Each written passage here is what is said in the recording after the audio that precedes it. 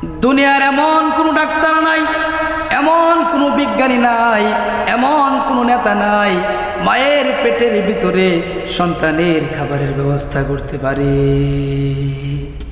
বান্দারে, আমি তোমার এমন রব, আমি তোমার এমন স্রষ্টা, আমি তোমার এমন আল্লাহ। মায়ের পেটের ভিতরে কি খাবে আমি আল্লাহ পাক রব্বুল আলামিন ব্যবস্থা করে দিয়েছি। সুবহানাল্লাহ। আমার ভাইরা, আল্লাহ পাক রব্বুল আলামিন বলেন, বান্দারে কেমনে খাওয়ালাম দেখো, কত সুন্দর করে, কত সুন্দর পদ্ধতিতে তোমার জন্য খাবারের ব্যবস্থা আমি করে দিয়েছি। বান্দা একটু চিন্তা করে দেখো।